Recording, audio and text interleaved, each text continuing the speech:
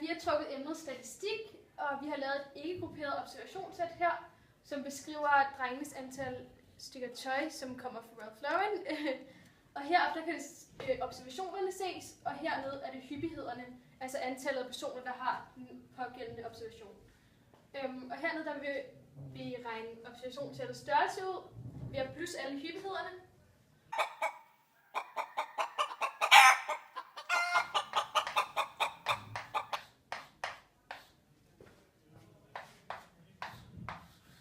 Og det bliver altså 13, hvilket stemmer overens med antallet af drengene i klassen. Ja, nu vil vi regne middelværdien, som også er kaldet gennemsnittet. Og det vil vi gøre ved hjælp af den her formel, som lyder observation 1 gange hyppighed 1 plus observation 2 gange hyppighed 2. Og det fortsætter så bare derudad. Og så dividerer man med observationssættets størrelse. Og det vil vi så gøre med det her ikke-grupperede observationssæt.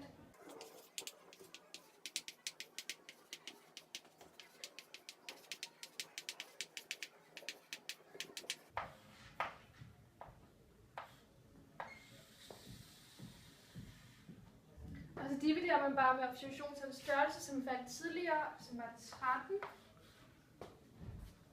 Og så fandt vi ud af, at det blev 5,08. Og ud fra det kan vi se, at drengene i klassen har gennemsnitligt 5,08 stykker Ralph Lauren tøj. Nu kan vi finde typetallet, hvilket kan ses ud fra observationssættet. Typetallet er der, hvor den største hyppighed er, hvilket er observationen 5. Så det vil sige, at typetallet er 5. Så vil vi lave et pindediagram for sådan at få et bedre overblik. Og på vores x-akse, der har vi vores observationer, og på vores y-akse har vi vores hyppigheder. For at kunne tegne vores pindediagram, så gør vi brug af vores silleben. Og for eksempel så kan vi se, at vores hyppighed her er på 2. Så der er hele 2 personer, som ejer 0 stykker Ralph Lauren tøj. Så vi tager bare fra 0 og op til 2. Og afsætter. Og så kan vi se på vores næste hyppighed. Der er en person, som ejer et stykke Ralph Lauren tøj. Og det tegner vi så også bare ind. Op til 1. Og sådan fortsætter vi bare.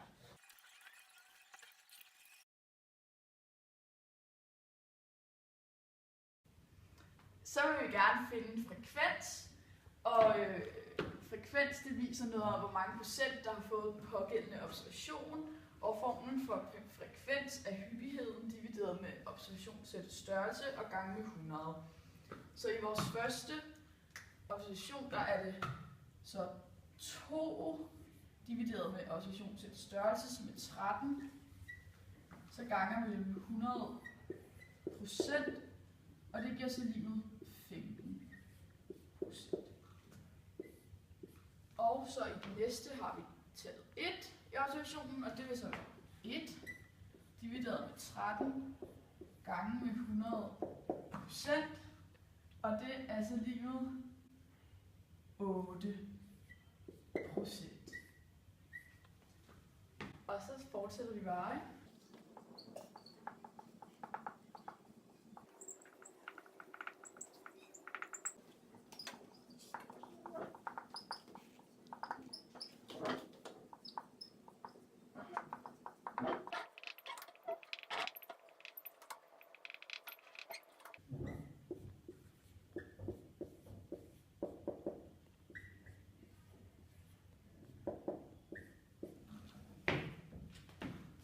Dermed har vi fundet alle vores frekvenser. Så vil vi gerne finde den kumulerede frekvens, og den kumulerede frekvens påviser, hvor mange procentvis, der har den pågældende observation, eller derunder. Så vores første observation, som er 0, der har vi en hyppighed på 2, så det er derfor 15%, der har 0 stykker Ralph Lauren tøj eller derunder. Så den kumulerede frekvens her er bare 15%. Og så i vores næste har vi 8%. Så det vil sige, at der er 8% for klassen, som har et stykke Ralph Lauren tøj. Og så samlet er det 15% plus 8%, og det er lige med 23%. Så det er derfor 23% drenge fra klassen, som har et stykke Ralph Lauren tøj eller derunder. Og så kan man bare fortsætte sådan.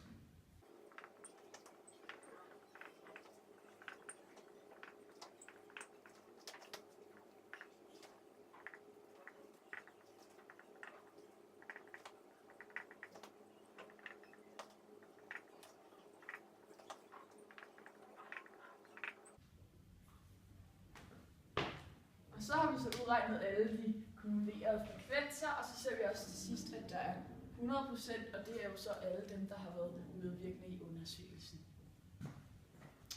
Så vil vi gerne lave et trappediagram, og på vores y-akse har vi den kumulerede frekvens, og på vores x-akse har vi vores observationer. Så hvis vi starter med observationen 0, der har vi en kumuleret frekvens på 15, så vi afsætter et punkt. Og så observationen 1 har vi en kumuleret frekvens på 23, så der afsætter vi også et punkt. Og observationen 2 har vi kumuleret frekvens på 38, det siger vi her. Og så fortsætter vi bare sådan.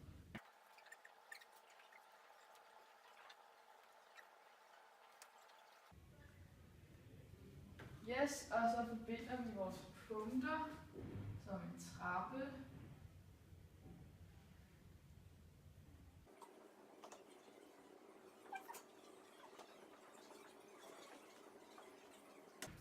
Yes, så har vi vores trappediagram, eller trappekurve.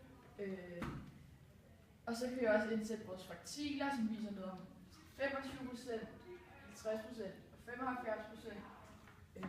Og man sætter fraktilerne ind ved at tegne en linje ud, indtil man rammer stregen, og så tager man den ned. Ja, så. Og så den næste, som er vores 60, trækker vi også på.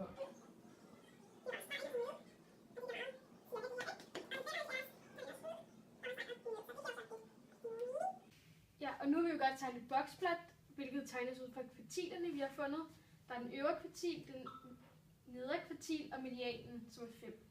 Man starter med at tegne en streg ved den øvre kvartil, som er 5, og medianen, som ligger oveni, så det er jo bare sådan en tyk streg. Og så tager man den nedre kvartil, som er på 2, tegner en streg op, og så samler man bare boksen,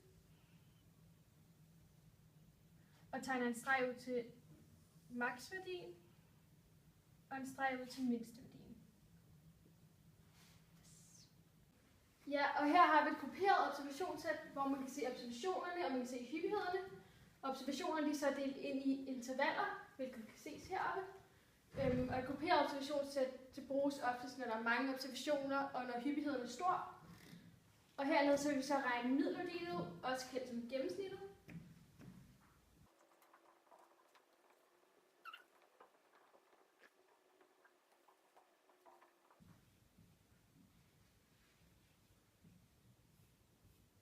Og det har vi så fået til 4,5. Ud fra vores grupperede observationssæt kan vi aflæse typeintervallet, hvilket er der, hvor den største hyppighed er. Og her kan vi så se, at det både er intervallet 0-2 og intervallet 4-6. Så ja, det er de 2 typeintervaller.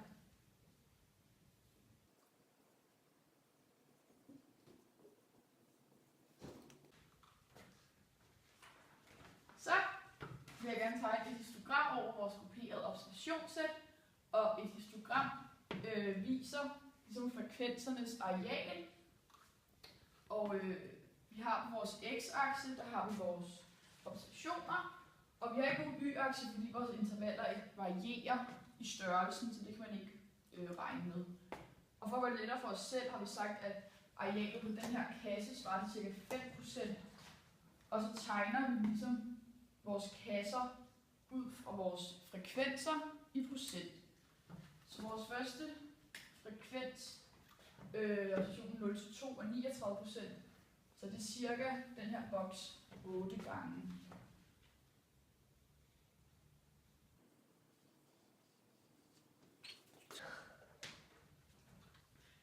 Ja, der har vi så den første, og så den næste, der har vi en hyppighed på 1, og det er så frekvens 7,5%. Så det det er cirka sådan her. Ja, det er meget på øjemålet. Jeg håber, I kan bære over med mig. Og så har vi den næste, som igen er 39%. Den laver vi så lige så højt som vores anden cirka, som vi havde her.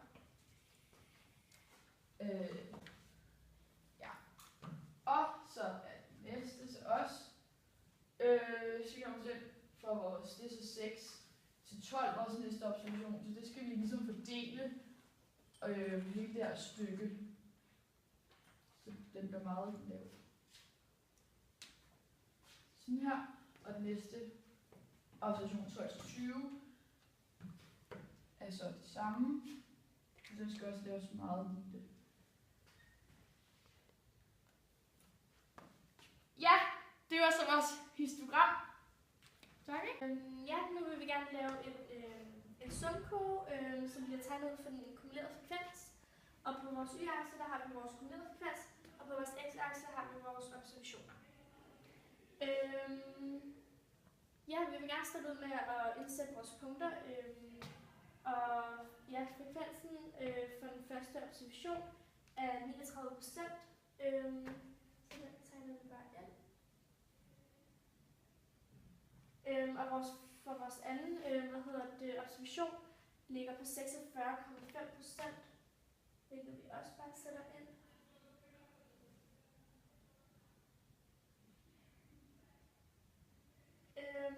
Og sådan fortsætter man bare med de andre observationer.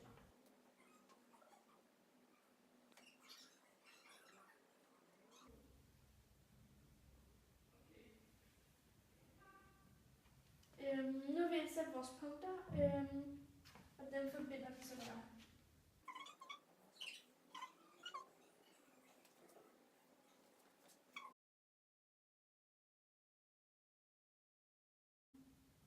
Ja, nu har vi afsat vores punkter, og så vil vi gerne indsætte vores kvartiler. 25% for vores nederkvartil, og 50% til medianen, og 75 til den øvre kvartil. Og det sætter vi bare ind. 25%. Tager vi ned.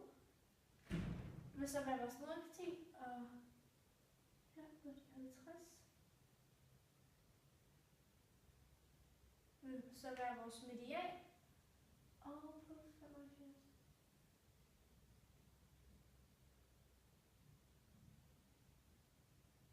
Det vil så være vores øvre